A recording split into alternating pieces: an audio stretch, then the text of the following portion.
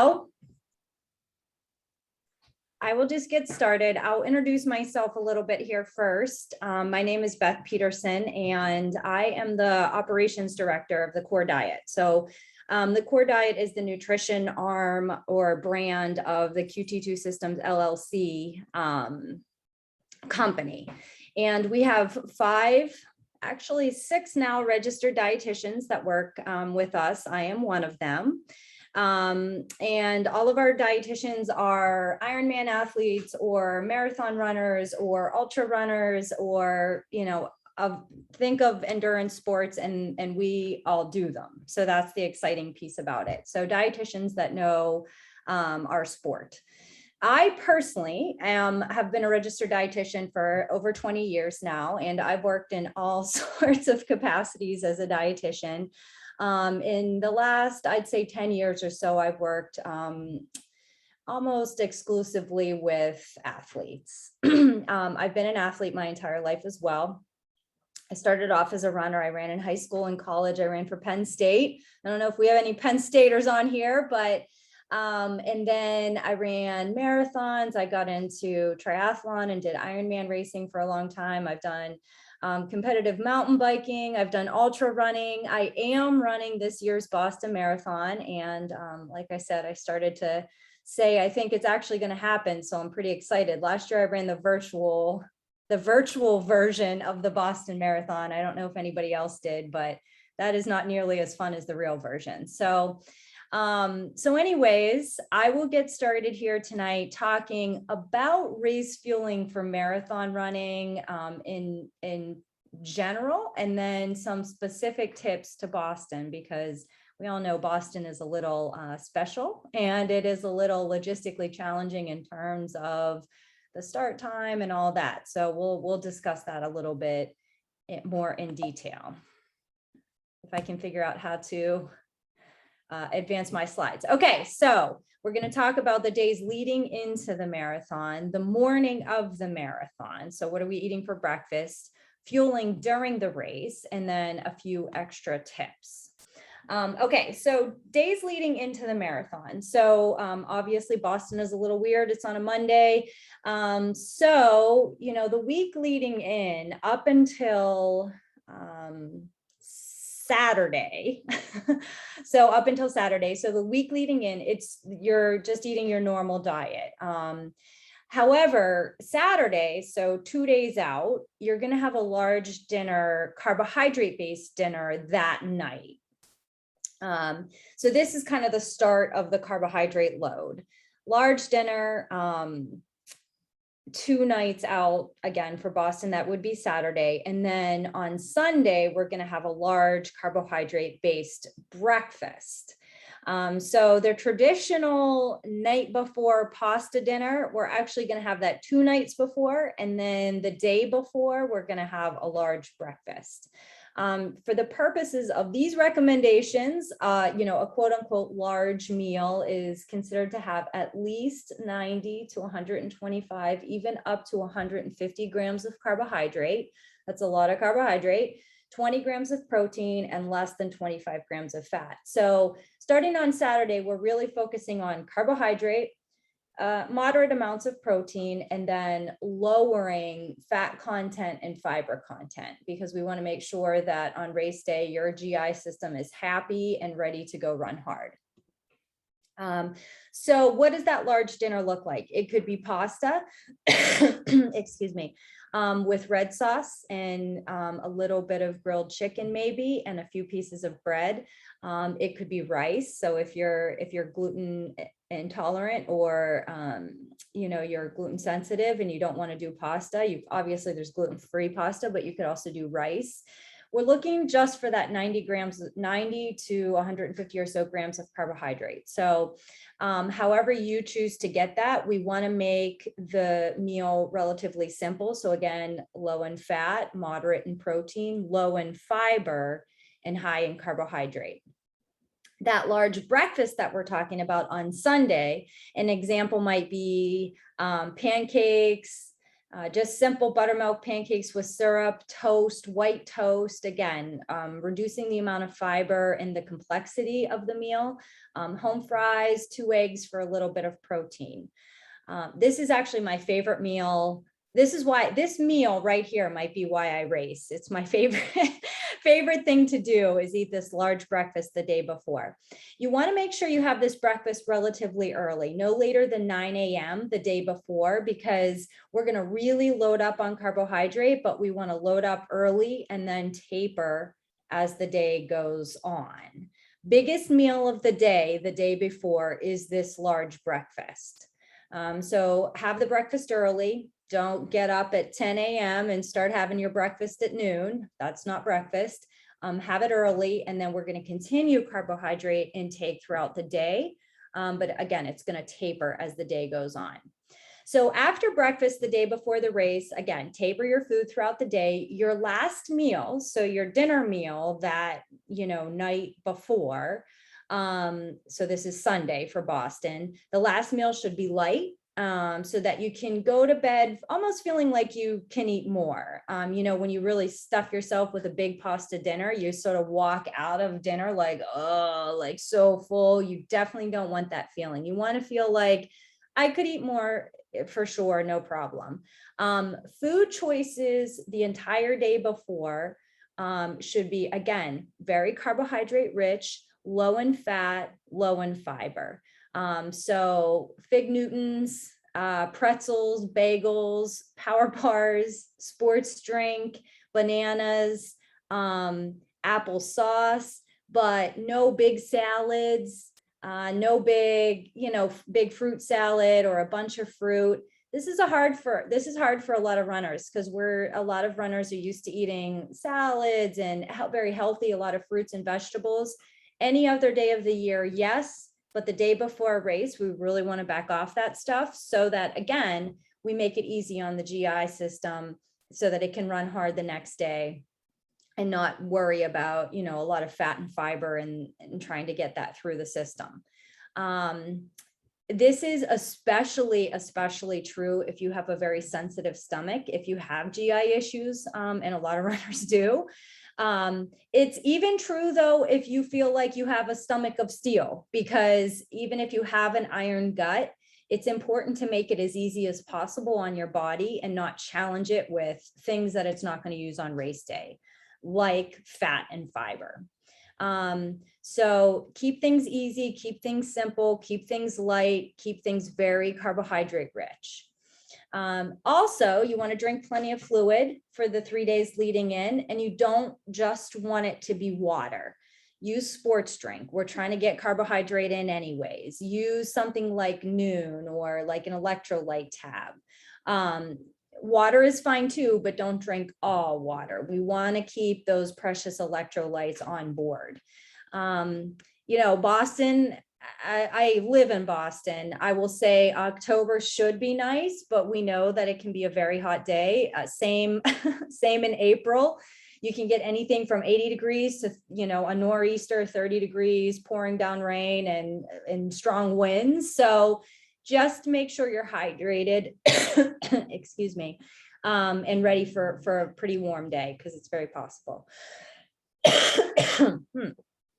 Okay, so, excuse me. So, race morning, what are we looking at? When you wake up on race morning, from the time you wake up on that day until you cross that finish line, oh, excuse me.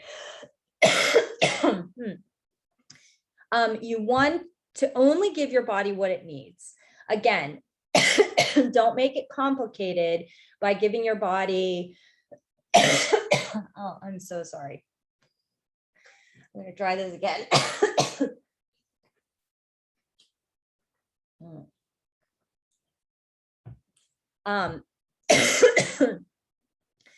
Don't make it complicated. I'm so sorry.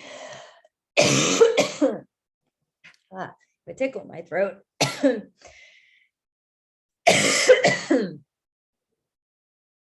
Okay, I think I'm okay.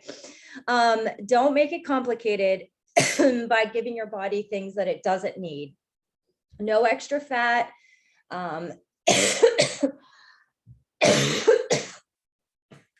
No extra fiber, no extra vitamins, no extra minerals, all these things that are in general good to have in your diet. But on race morning, we just don't need it. Your body does not need fat to get through a race. We have plenty of fat stores. It does not need fiber to get through a race. It does not need vitamin C to get through a race. What it does need is simple carbohydrate, plenty of it, fluid. Wow. I'm obviously dying over here. Okay. It needs a lot of simple carbohydrate. It needs a lot of fluid. It needs a lot of electrolytes, and it needs a small amount of protein. So from the time we wake up in the morning until you cross that finish line, we're really just going to focus on giving it those simple nutrients and not a lot of extra else. And the reason why is, again, we want to make it easy on the GI system. Don't, leave your energy for running hard and running fast and getting up those Newton hills, and worry, don't make your body work extra hard by having to digest things it doesn't need. What we use for breakfast, we use applesauce, a banana, a scoop of whey protein, a very simple, simple amino acids, which you mix in water. You can mix the scoop of whey protein in the applesauce if you want. And we use a bottle of sports drink mixed to full strength. A lot of times people look at our breakfast and they are like, that's kind of a weird breakfast. I'm about to go run hard for 3, 4, 5 hours. Why would I just eat applesauce and a banana? But remember, the day before you've carb loaded, you've eaten a lot of carbohydrate. In the morning, we're trying to keep things simple and we're just trying to top off the stores. And this breakfast works very, very well for many, many people. It's very simple. The applesauce and the banana is simple carbohydrate, a little bit of electrolyte. The whey protein is a very simple form of protein, just a little bit. The sports drink is the fluid, the electrolyte, and the simple carbohydrate. And you mix the whey protein and water, that's more fluid. So it's very simple, it's very carbohydrate rich, and it's very hydrating. That's why we use our breakfast. I've been using it for years myself. It works really well. It works really well for a lot of people. Let's say you don't like something in there, like you can't do applesauce, or there are people that have banana aversions for sure. You can use a plain white bagel, just white, not a wheat bagel, not a bagel and everything bagel, just a plain white bagel with a little bit of jam on it. No peanut butter, no, whatever else you want to put on it. The peanut butter is great in general, but it has a lot of fat that we don't need, and that makes your body work harder to digest it. So that's breakfast. We do the breakfast 3 hours out from the marathon. So we'll discuss in a little bit more detail how Boston is a little different because the race start is so late. But 3 hours out from the marathon. So let's say you're just running like the Philadelphia Marathon, which starts at 7 or 8 a.m. You want to have your breakfast 3 hours out. 15 to 20 minutes before the marathon, you want to have a gel. So, or 20 to 25 grams of very simple carbohydrate. So that an example would be a gel. So now that's breakfast. Now let's talk about the race itself, race fueling. Again, only give your body what it needs. It needs simple carbohydrate, fluid, electrolytes, but no fat, fiber, protein. So keep it extremely simple. Sports drink at all the aid stations. Notice I said sports drink, not water. So use water for cooling, but not for drinking. 4 ounces, the little Gatorade cups that they serve on the course, those are 8 ounces. If filled to the top, they're supposed to fill them halfway. So that would be 4 ounces. If you drink, a full cup at each aid station, because Boston has so many aid stations, that should be adequate for most. If you're a heavy sweater, a bigger guy, it's a really hot day, you may need to drink more than 4 ounces at each aid station. Maybe you need 8, that type of thing. So we're going to drink at each aid station, and it's going to be sports drink. And then you also need additional carbohydrate. So simple carbohydrate, gels, things of that nature. Needs are roughly your body weight divided by 3. And that's how many grams of carbohydrate per hour you need. So for example, 120-pound female, divide 120 by 3, you get roughly 40 grams of carbohydrate per hour. This is a gel, or 100 calories worth of chews if you'd prefer the chews, like the Cliff Shot Blocks, or Gatorade makes chews. Cliff makes chew, Goo makes chews. All the different companies make, Scratch makes chews. So basically you're going to do a gel or 100 calories worth of chews every 35 to 40 minutes if you're roughly 120 pounds. So this will give you an idea of what you're looking for carbohydrate wise. You want a mix of carbohydrate sources, and that will improve absorption. If you're using standard sports nutrition products like Power Bar or Goo or Cliff, they all have, their products are made of varying carbohydrate sources. So you're good there. The only thing that you have to worry about here is if you're using, a more natural form of fuel. Sometimes people use applesauce squeeze packs or, dried fruit, things like that. That is going to come from a singular carbohydrate source, and it's going to be more poorly absorbed. So you just have to watch out for that.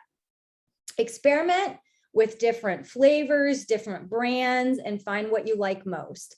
I find, and I tell everybody I work with, that you have to kind of love it in training. You have to love the product that you're using, because if you just kind of like it, or you're just barely tolerating it in training, you're going to hate it in the race itself. So make sure you find something that you like.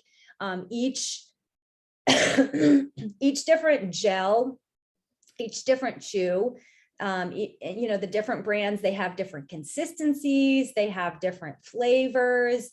Just make sure that you find, there's a lot of different options out there. Find something you like.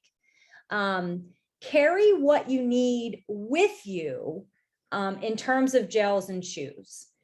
Don't rely solely on the aid stations. And when we talk about Boston in particular, you'll see why. You can't just rely on the aid stations. The aid stations in Boston start extremely late. You're going to want to start eating way earlier than what they provide. So make sure you carry all your gels and chews with you. That will ensure that you have what you like, what you've practiced with, the flavors you like, so on and so forth. And then practice. So whatever you decide on, hopefully you've already been practicing for Boston, because we're only 4 or 5 weeks away. Certainly, if you're listening to this presentation tonight and you haven't quite decided on fueling yet, figure it out and practice the whole rest of the way through. It's very, very important to practice your race fueling plan over and over again so that you can get your gut ready for what it's going to see on race day. Even practice your race morning breakfast, practice it all so that none of it is a surprise to your body when you do it for real. Any workout over an hour, when you're training, you want to fuel like you are going to in the race, including fluid, including gels, including chews, whatever you decide. So that's, if you hear nothing else tonight, this is one thing you should hear. You need to practice what you're going to do in the race fueling wise in training. We do have these customized fueling plans. If you're listening and you're like, okay, this sounds great, but I don't want to figure all this out myself. I want somebody to tell me, what to take in and when and how much fluid and what my breakfast looks like and what my carb load looks like and all that. We do have fueling plans. Just go to thecorediet.com, and then this code right here will get you 15% off a fueling plan if you are interested. Okay, so let's talk a little bit about tips specific to Boston. What's served on course? You know, what's the deal with Boston? So what's served on course at Boston? Gatorade Endurance is the sports drink on course. They will also have water, but remember, drink the sports drink, use the water to cool yourself. So pour it over your head, do whatever you want to do with it, but drink the sports drink. Gatorade Endurance is a great product. I use it myself. It works very well. It has the appropriate amount of carbohydrate, different sources of carbohydrate, different sources of sugar. It has an appropriate electrolyte content. Everything is kosher with Gatorade Endurance. They have 25 aid stations at Boston. So this is what I mean. You're not going to have to carry your own fluid. Basically, starting at mile 2, they have an aid station at approximately every mile. So you're not going to run out of fluid. You're always going to have something with you, something very close by. Not that people ask, well, can I carry my own? I just want to have it when I want to have it. That's totally, that's totally acceptable as well. A handheld, sometimes people do Camelbacks, whatever you want to do, that can work as well. But if you don't want to carry something, that at least at Boston, the aid stations are more than adequate and they have an appropriate drink. What else is served on course? They have this year Martin hydrogels. So Martin is a newer company. I don't know if anybody has tried the hydrogels or they've tried the gel products or any of the Martin products. They are only served at mile 11.5, 17, and 21.5. So if you're taking a gel every 30, 35, 40 minutes, you're in trouble if you're waiting for the aid stations. This is why I say carry your own stuff. Make sure that, you have what you want when you want it in terms of gels and chews or whatever you're going to use. Now, a little bit about the Martin hydrogels. I don't love them. Gatorade Endurance is good. Martin hydrogels, for a couple reasons. They don't have a lot of sodium, so they only have 20 milligrams of sodium per gel. Many more traditional sports nutrition products, like let's say Power Bar gels, for example, have 200 milligrams of sodium per gel. So if you're a heavy sweater, if it's a hot day, if you need more, so if you're somebody that generally needs more sodium, you're a salty sweater, the Martin gels aren't going to have a ton of sodium in them. So be careful there. The other thing I don't love about the Martin hydrogels is, and we're going to talk about caffeine here soon in general, but caffeine can be a very powerful tool on race day. The only thing about the Martin hydrogels is they come in non-caffeinated and caffeinated. The caffeinated version has 100 milligrams of caffeine in it. And that's a very hefty dose. I like smaller, more frequent doses of caffeine. Martin only has the 100 milligram option. So if you're gonna use the caffeinated version, you can't use too many of those. You can't use that the whole way through. So just be careful there as well. So that's the deal with the aid stations. Again, you can use the sports drink on course. They have it every mile or so, and then I would carry your own gels and chews and things. Now, the other thing about Boston is it has a relatively late start. A lot of marathons start at 7:30, maybe 8. I tried to look. I don't know if this year's race is going to be any different. Obviously it's different for many reasons, but I don't know if the timing of the race start is going to be different. I tried to look on the website and they just don't have those details up yet.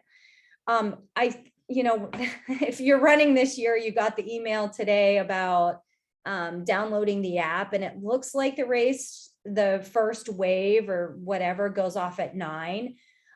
So 9 is a possible start time. But sometimes people start as late as 11, 11:15, 11:30. If you're in one of the later waves or the charity waves that start at the end. And that's pretty late. That's almost like starting a marathon at lunchtime. So if you are in a later start, a wave start, you do still want to eat your breakfast, that applesauce, the banana, the sports drink, the whey protein, 3 hours before the start. And that's probably going to require you to take it to the athlete village. Again, I know there's many, many different ways to get to the athlete village. If you're riding a bus, you know, a lot of times you end up out there for quite some time earlier than the race starts. So especially if you're in a later wave again. So you might have to take that breakfast with you to the athlete village. However, if you are in one of those later waves, let's say you're starting the race at 11, that means you're going to have your breakfast 3 hours before. So that means you're going to have your breakfast at 8, right? 8, 9, 10. Yeah. So at 8 a.m. And that's kind of tough because, you know, you're probably getting up at 5, 6 a.m. in the morning. You got to catch the bus, you got to park, you got to get out there somehow, you know, all the rigmarole of a big marathon.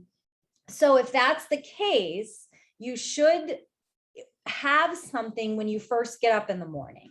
So if you're going to have your race breakfast at 7:30, 8 a.m., 8:30, to have it 3 hours before the race start, when you first get up at 5 or 6, have something small, have something light, Fig Newtons, half of a white plain bagel, you know, that type of thing, a granola bar, something that's pretty simple, carbohydrate rich. You could have a sports drink all morning, that type of thing.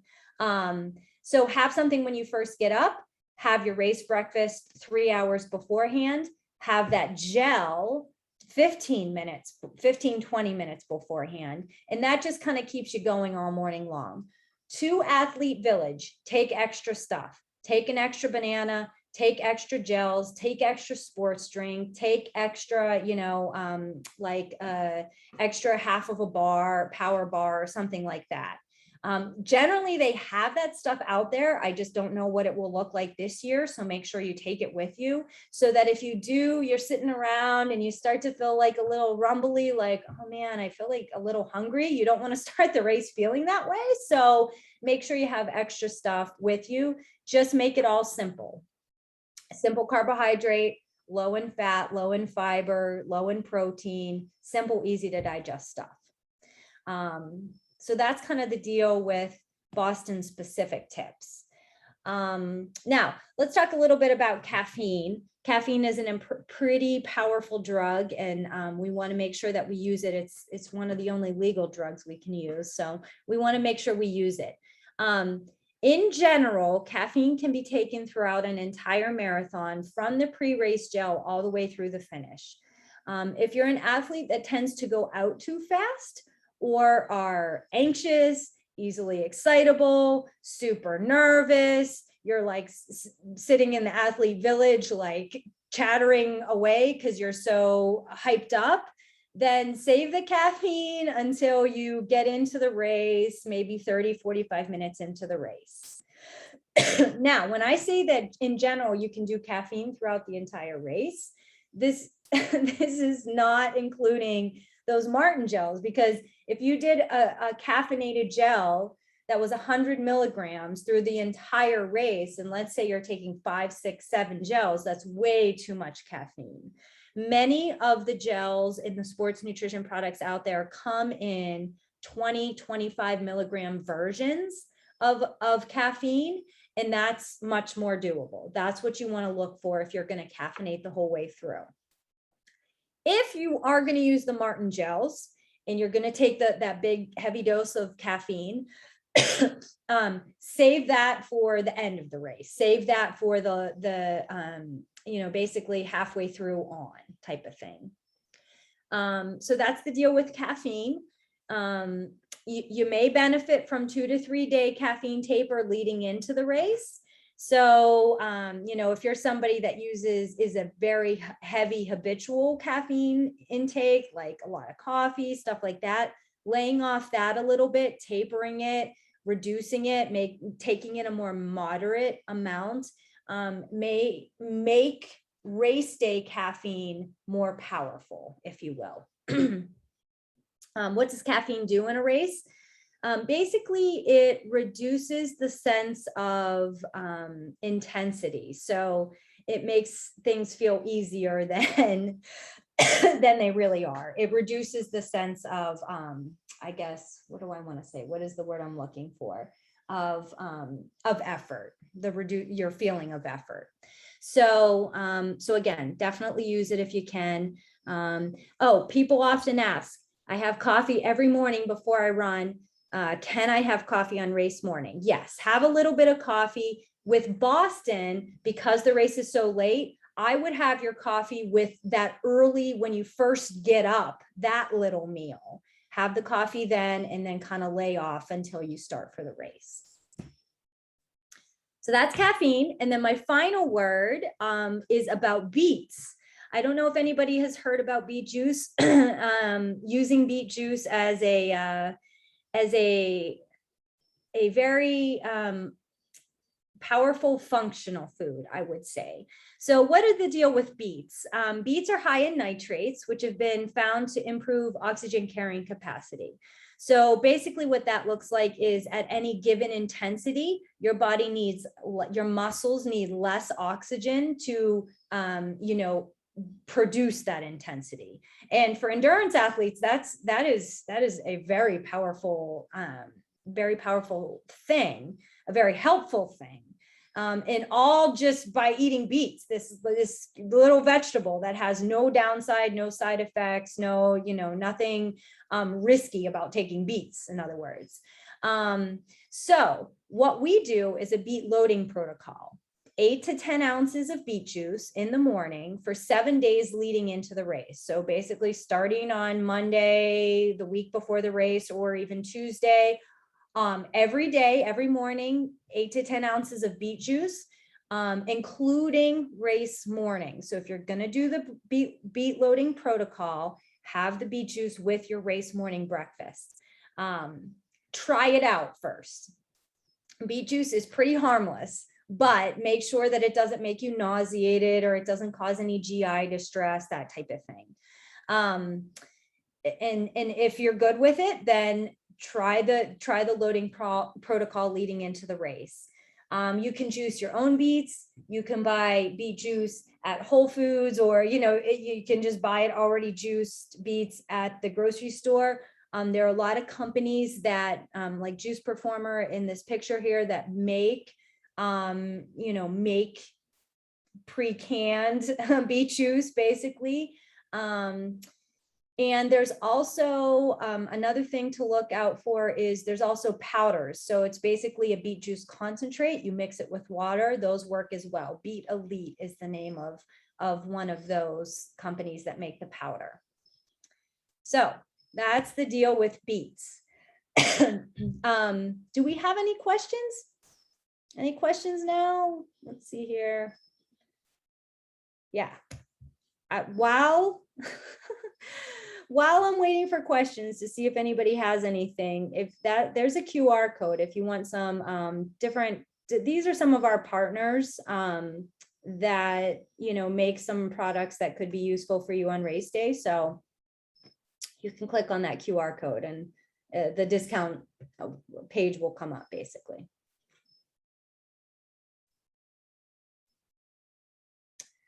So I'll leave that up. And I guess, wait, there's one question. How would you suggest trialing the beet juice being so close to the race? Honestly, just try it tomorrow.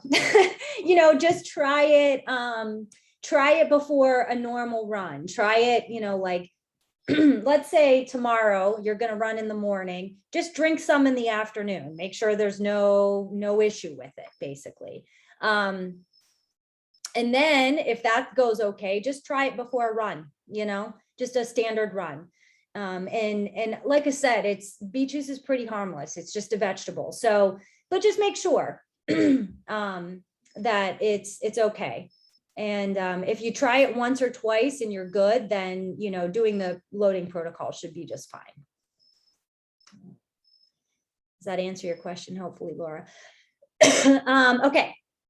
Naomi asks, would you tailor race nutrition timing for hills?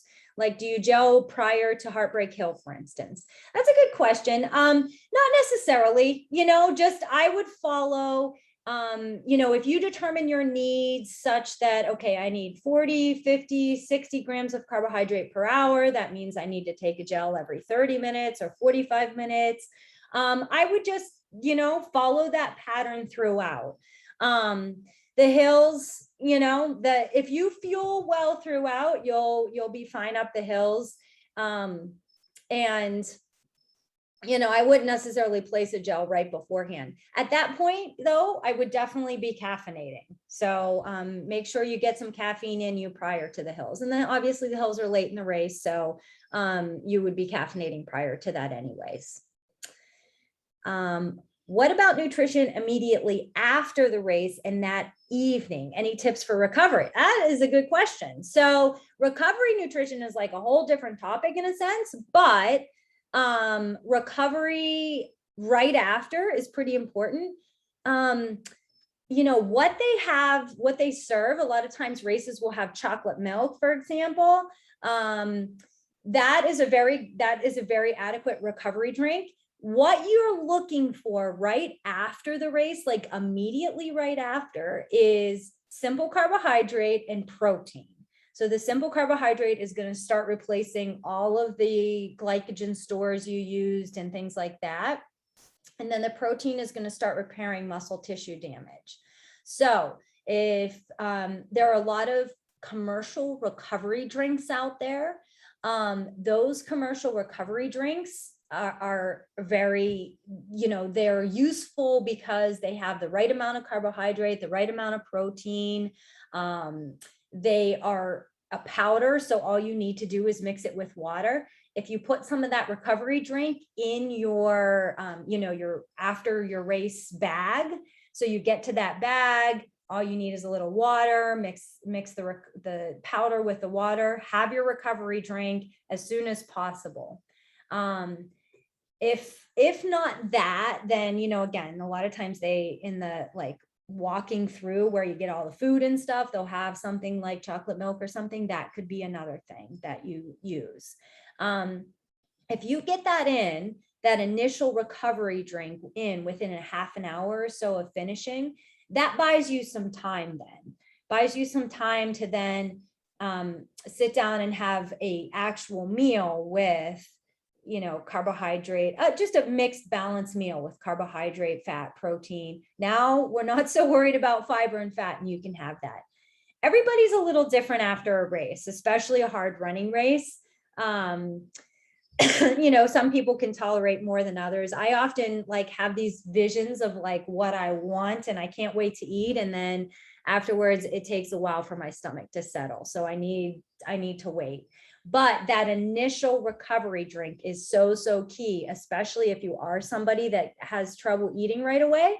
That will really go a long way. So simple carbohydrate and simple protein right away, that buys you some time until you can sit down and have an actual meal, if that makes sense. Does that answer your questions?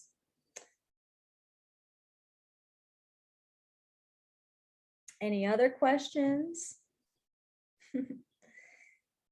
It's such an iconic race. I don't know, you guys may have run it many times before, but it's such an iconic race, and it's such a fun race. And I am super excited that we're actually going to get to do it this year. So I wish all of you the very best of luck. Let's see here.